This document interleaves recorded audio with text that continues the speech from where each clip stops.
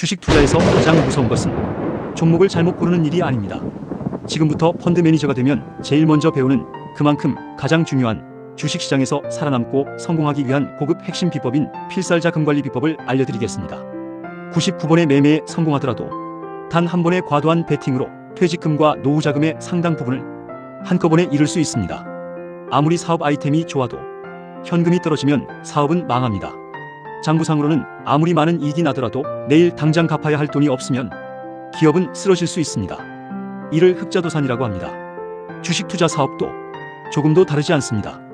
아무리 좋은 종목을 좋은 가격에 보유하고 있어도 미수상환일과 신용 만기일이 눈앞에 닥쳐오면 원하지 않는 가격에 처분할 수밖에 없습니다. 주가가 회복될 가능성이 있어도 주가가 회복될 때까지 버티지 못하면 끝입니다. 그래서 주식 투자에서 현금은 단순한 대기자금이 아닙니다. 현금은 기다릴 수 있는 힘이며 위기를 통과할 수 있는 생명줄입니다. 고수와 일반 투자자의 가장 극명한 차이도 자금관리입니다. 고수가 미래를 정확히 맞히기 때문은 아닙니다. 미래의 주가를 정확히 예측하는 일은 초보자는 물론 그 어떤 전문가도 불가능합니다. 월스트리트 저널의 실험에서도 전문가와 아마추어의 선택보다 무작위로 고른 종목의 결과가 더 좋았던 사례가 있었습니다. 이것이 말해주는 바는 분명합니다. 시세 예측은 인간이 완전히 통제하기 어렵습니다. 그러나 얼마를 투입할지 어디까지 손실을 감수할지는 투자자가 직접 통제할 수 있는 영역입니다. 예측은 시장의 영역이지만 자금관리는 인간의 영역입니다. 포커의 고수를 생각해 보십시오. 고수는 매 판마다 큰 돈을 걸지 않습니다. 불리한 판에서는 조금 잃고 빠져나옵니다. 유리한 판에서도 감당 가능한 범위 안에서 베팅합니다. 반대로 하수는 작은 판을 여러 번 이기다가도 결정적인 한 판에서 베팅액을 지나치게 늘립니다. 그리고 단 한 번의 실패로 그동안의 수익을 모두 잃습니다. 주식시장에서도 똑같은 일이 반복됩니다. 종목 선정을 잘해 9번 연속 수익을 냈더라도 10번째 매매에서 투자금 전부를 걸어버리면 그 한 번의 잘못으로 시장 밖으로 밀려날 수 있습니다. 대박을 맞을 때까지 살아남게 해주는 방법, 그것이 바로 자금관리입니다. 노련한 사업가는 개업식에 모든 돈을 쓰지 않습니다. 예상보다 매출이 늦어질 때와 갑작스러운 비용이 생길 때를 대비해 반드시 예비자금을 따로 확보해둡니다. 그러나 주식 투자 초보자는 한두 번의 성공에 고무되어 투자 금액을 빠르게 늘리고 때로는 빚까지 동원합니다. 그러다 예상하지 못한 하락이 오면 대응할 현금이 없어집니다. 주식 투자를 진정한 사업으로 만들려면 매수 전에 자금 계획부터 세워야 합니다. 필살 자금관리 전법은 3단계로 정리할 수 있습니다. 첫 번째 단계는 최대 자본 감소액을 정하는 것입니다. 즉, 내가 감당할 수 있는 손해액의 최대치를 미리 정하는 것입니다. 지금 계좌에 있는 돈 전부가 잃어도 되는 돈은 아닙니다. 생활비와 전세자금, 아파트 중도금과 세금, 대출 상환금과 비상자금처럼 반드시 지켜야 할 돈을 제외해야 합니다. 예를 들어 현금이 1억 원 있다고 가정해 보겠습니다.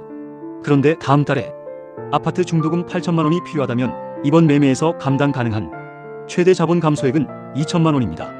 중요한 것은 계좌에 얼마가 있느냐가 아닙니다. 최악의 경우 얼마까지 잃어도 생활과 계획이 무너지지 않느냐입니다.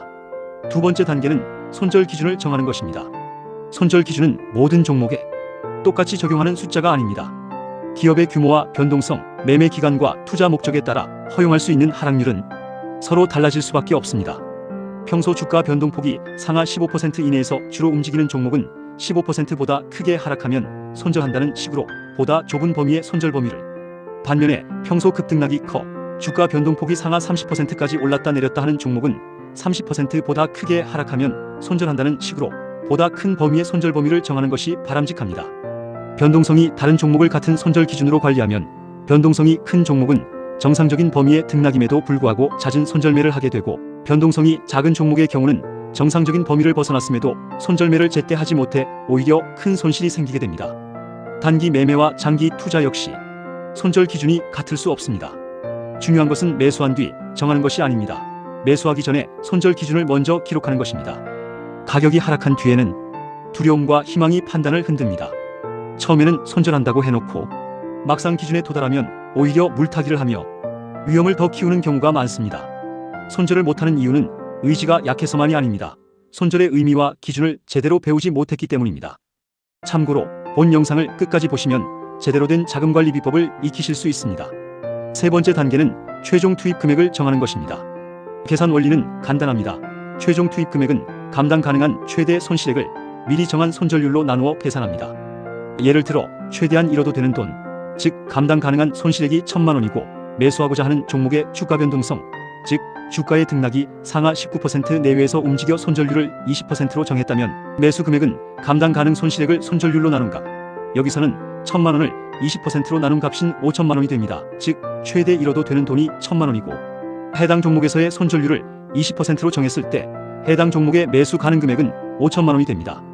반면에 해당 종목의 주가의 등락이 상하 9% 내외에서 움직여 손절률 10%로 정했다면 이때 매수 가능 금액은 1,000만 원을 10%로 나눈 1억이 됩니다. 이해가 안 되면 외우세요. 매수 가능 금액은 내가 감당 가능한 손실액을 내가 정한 손절률로 나눈 금액이라는 공식을 같은 자금을 가지고 있어도 감당 가능한 손실액과 손절률에 따라 매수 가능 금액은 크게 달라질 수 있습니다. 다만 계산 결과가 크다고 해서 빚을 내야 한다는 뜻은 아닙니다. 실제 투입 금액은 보유한 자기 자금의 범위 안에서 생활에 지장이 없도록 더 보수적으로 결정해야 합니다. 특히 중장년 투자자에게 퇴직금과 노후자금은 잃고 나서 다시 복구하는 것은 거의 불가능합니다. 따라서 미수와 신용을 포함해 빌린 돈으로 투자를 하는 것은 빌린 돈이므로 시간이 지날 때마다 이자를 내야 할 뿐만 아니라 정해진 기간 안에 갚아야 해서 주가가 오를 때까지 기다릴 수 없게 하는 매우 위험한 행동입니다. 자금 관리의 목적은 손실을 완전히 없애는 것이 아닙니다. 한 번의 실패가 투자 인생 전체를 끝내지 못하게 하는 것입니다. 수익이 났더라도 자신이 정한 투자 원칙을 어기고 얻은 수익이라면 다음 매매에서 훨씬 큰 손해를 부를 수 있습니다. 손실이 발생했더라도 미리 정한 원칙과 범위 안에서 끝냈다면 주식 투자라는 사업에서 성공하기 위해 지출해야 하는 꼭 필요한 비용이라고 생각하면 됩니다. 손실률의 함정도 기억해야 합니다. 원금이 10% 줄어들면 회복에는 약 11%가 필요합니다. 20% 손실을 회복하려면 약 25%의 수익이 필요합니다. 원금이 절반으로 줄면 다시 원금이 되기 위해 무려 100%의 수익이 필요하게 됩니다. 손실이 커질수록 회복은 훨씬 더 어려워집니다. 그래서 큰 수익을 노리기 전에 큰 손실을 막는 구조부터 만들어야 합니다. 현금을 남겨두는 것은 수익을 포기하는 일이 아닙니다. 향후 더 좋은 종목을 훨씬 싸게 살 수 있는 강력한 무기를 보유하는 가장 좋은 투자입니다.